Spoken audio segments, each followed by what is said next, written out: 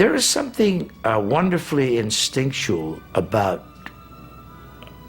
fine directors. You know, that they trust what is coming in frame. All right, Johnny. The elements of the story evolve so clearly when John is directing. We'll have, okay, improvise the dialogue, go. Okay. He gets the characters and the people that he knows are the people, and then he just kind of keeps you in bounds. Looks like we're not the only ones having fun, Johnny. Yeah, who's that? Down there, Allie. Okay, and then John edited so well. John scoped out the conflict. If he feels it, if it connects with whatever the hell goes on in him, he just lets it go. the Cobras are getting on their bikes to get out of here. Freddie and his group are walking off, and Daniel is left in the sand, and Susan is consoling Allie. The time when you finally get the camera set up, All right, let's try it again. and all the lights and the people there, and you got 2 minutes to do everything, is such precious time that once you get that magical environment that's only there for a few minutes, and then, okay, next, and everything goes away, and that magical place is now gone. We'll tape it. Here we go. On tape. So when you get them in there, take advantage of it.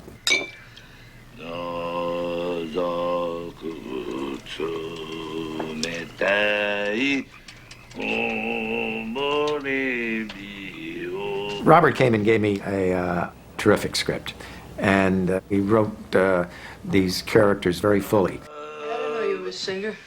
How you doing, Miss Miyagi?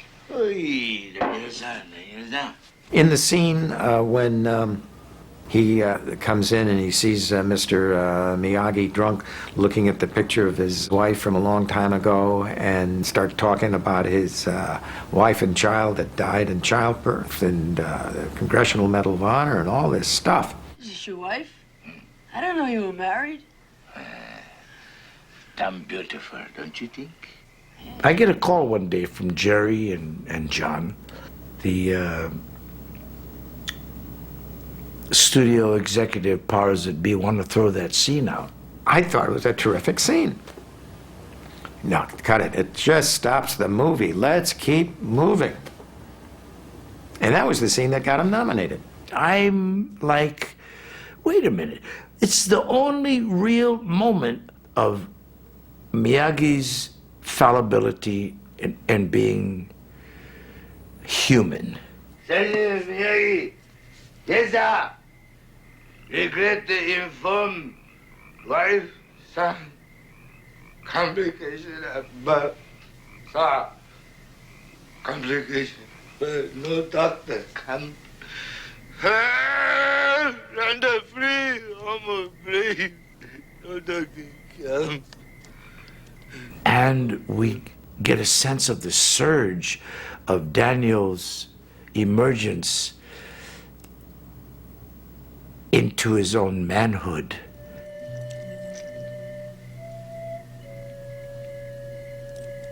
Recognition of, you know, life ain't all about me. Look at this man.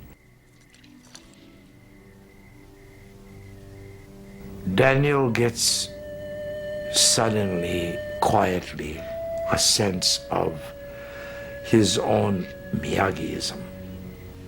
It's just a beautiful moment when Daniel leaves and turns and bows to his master.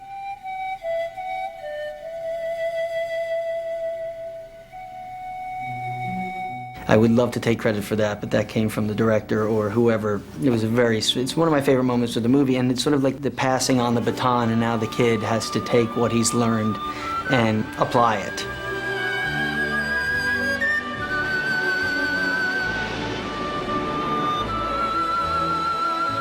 One of the great things about this film and this story is it reinvents itself with each generation. So many of the teenagers that saw this film on the screen are now parents showing this film to their kids, myself included.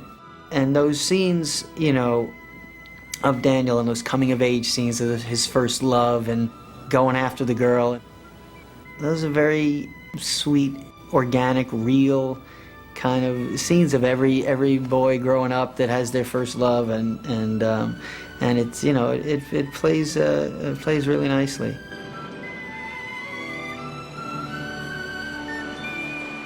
I never know you have sweetheart.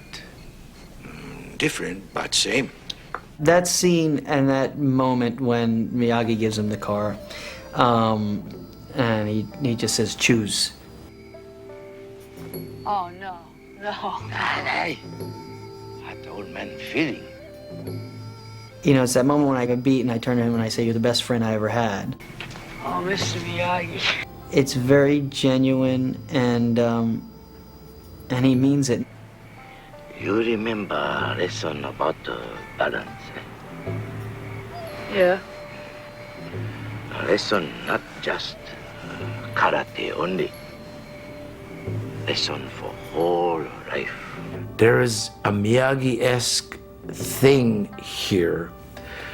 Never would have emerged had it not been for Ralph being there in that moment. You're the best friend I ever had. Are you pretty okay too? It didn't take a whole heck of a lot of work to just sit in that car and just realize, pull all the lessons together and turn and say a simple line. It's a beautifully written line by Robert, and it just played really nicely. Go find the balance. All right. That 47 Ford coupe, Banzai, Daniel-san! Hey, Banzai! I have that car. Banzai! I just figured this was, who wouldn't want this car? I mean, outside of it being a famous car, it was kind of a cool canary yellow 47 Ford convertible. And I have it to this day. Let's see, Miyagi belt. What belt are you? Belt? Why matter? Open divisions is only for brown belt or above. Oh yeah, boy black belt. I have been a student of martial arts since I'm 17. One teacher I had was this funny little Okinawan man who was quite a deadly Okinawan master. Excuse me, Mr. Referee, this is not Miyagi. Miyagi. Miyagi. Miyagi. Okay, thank you. Hey, thank you very much. People would say to him, Sensei, when am I going to get a black belt? And he would take a black belt out of the drawer and he said, here. Didn't believe in belts. He said his teacher, who was the founder of the Goju school of karate, the hard soft style, Miyagi Chojun, who Mr. Miyagi is named after, there were never belts until the Americans started studying, and they had to give them incentives. Well, look who we have here, fellas. Our little friend Danielle. Hello, Danielle. What's the matter? Mommy not here to dress you? Having all the right people and then having Ralph to act off of, and then my Cobra guys and the gang, it was just a really neat combination. And, you know, we were making the movie, it just felt like, you know, there's something really special happening here. We were really living these emotions. Hey, I'm talking to you, punk. Come on, make a move! Hey, save it for the ring. Come on! Right, let's go. These guys in real life, we just, you know, Tommy, you know, put him in a body bag, you know, Rob Garrison, Ron Thomas, Tony O'Dell, Chad McQueen. We became a family. We became like, it was a fraternity, you know, we just egged each other on and, you know, and filled each other up, and we just kind of became like a snake, you know, like one, you know, I was maybe the head of the snake, but they were like the middle and the tail, you know, and we just rolled off each other. Coming up during the... All right, what are the rules here? Don't know. First time you, first time me. Most magnificent shot I've ever witnessed. They had this thing up on huge tires and a boom camera that stretched out, reached around where the boys bump into them, and then come up and go all the way up. People don't realize these things. All the way up into that corner to see the entire panorama of a tournament happening here. And Miyagi and Daniel quietly walk into the frame, and audience and atmosphere and people cheering in the back. There were 500 extras. It was really intense, but when we got to doing it and with the stands and all the people, you know, and my parents were up in the stands and my friends, and, you know, it was just this electrically charged set. It felt like the real thing, like this was really happening. I mean, it was like 20 cameras. I don't know where John hid them, but, you know, it was like go and do it over and over and over. He had the cameras hidden under the thing. Here, shooting that way. You could never know that he had his cameras and crews placed so that you could ever spot them or see them. The crowd would boo me. Cameras were not rolling and the crowd's booing me. And I would sit there and I saw my mom actually in the stands crying. He's not like that, she told me later. You know, she's trying to tell her, but he's a nice guy.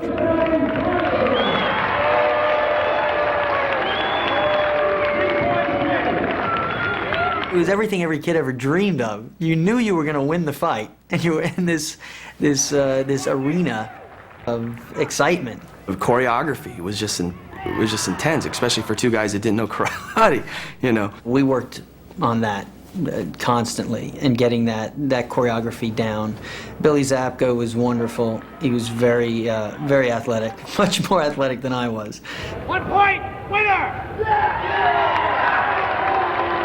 As far as the physicality, we had a trainer in martial arts. His name was Pat Johnson, and he would work with us in class format and in one-on-one. Pat Johnson trained us together every day. We would do our workout together. We, did push-ups in each other. We fought each other. We sparred each other. Then they would go home. Ralph and I would do our choreography. Yeah, don't hit him with it. Right. Put it on his chest and then push him. Yeah, like you're giving it to me. Oh, so I almost have it. Right. All right. The fight choreography in the Karate Kid films, or any kind of fight choreography in film, is that. It's choreography. So having a background in physical movement and dance certainly helped. I have very long limbs, long arms, long legs. That also helps. Makes it look better than I'm doing.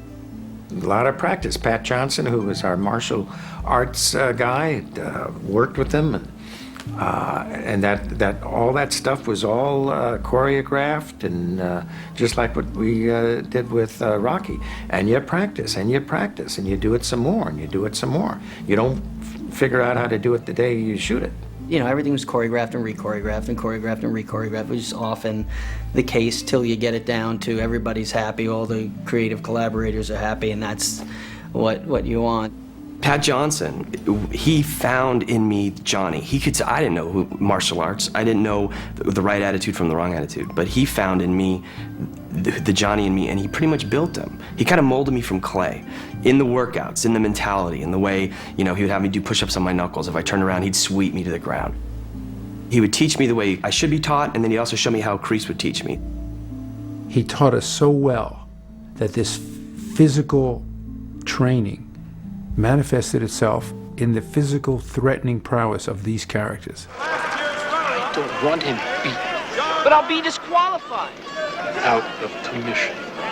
Hey, listen, when there's pain, you really can't act out pain. You get hit, you're gonna get hit. Ralphie came within more than a tick or two.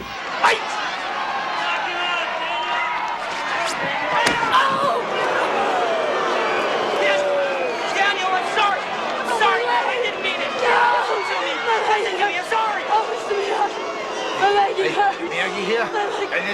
Okay, Miyagi here. And the scene where Mr. Miyagi fixes his leg, where Daniel is about to give up and says, I don't have to do this, it's over, forget it, it's finished.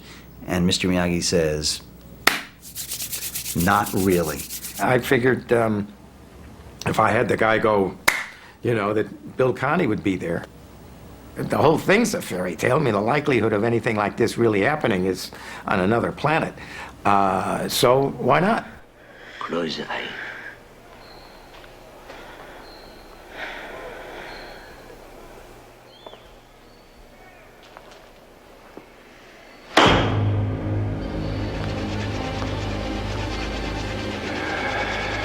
I wrote this stuff on the page, it was flat. It's not magic realism until you put light to it.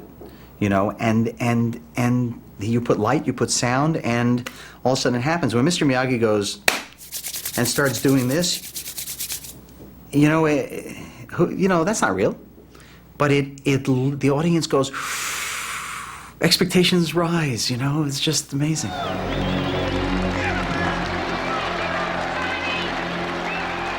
And John Avildsen was very well versed in how to shoot that kind of stuff with Rocky. I mean, that's certainly his part of what is his great signature on how to build that excitement.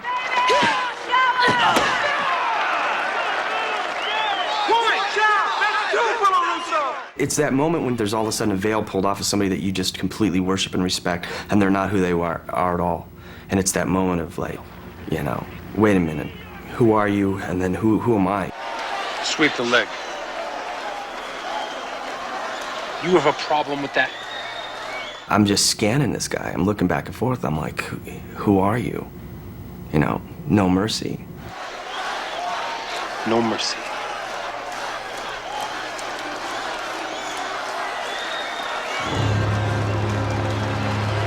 And then sends me back out, and now it's like, so he no mercy is just like, I'm programmed. No mercy, it's no mercy. I'm gonna take him down. Hey, finish him, Johnny!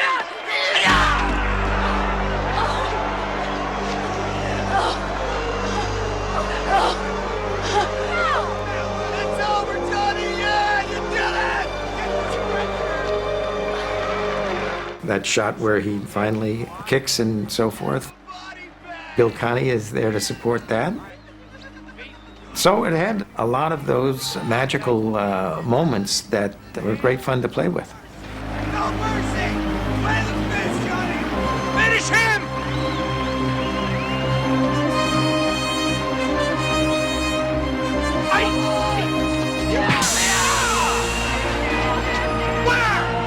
And thank God for Billy, to snap the head back.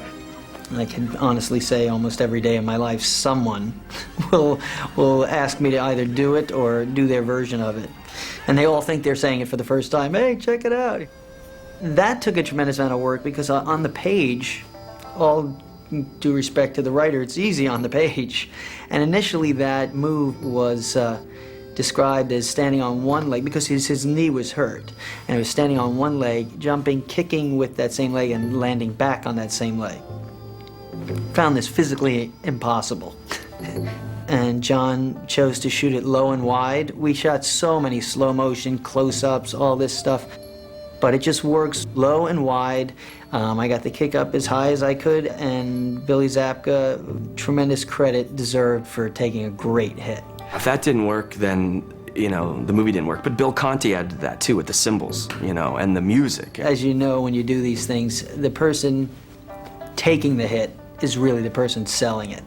And, add in Bill Conti's crescendos and everything else, and you have, and a classic, exciting moment in American film. Finish him!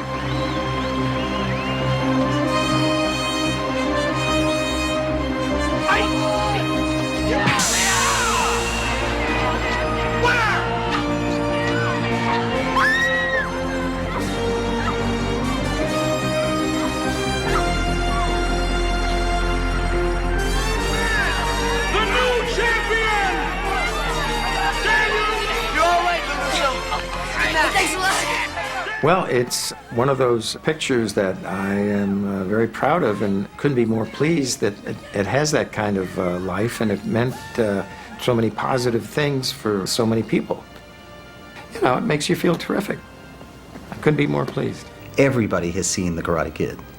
Everybody knows Mr. Miyagi. Everybody knows wax on, wax off.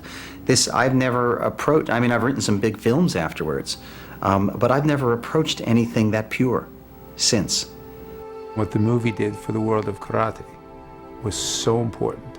It made everyone aware that this wonderful discipline is so educational for your soul, not as a fighter, but for your soul.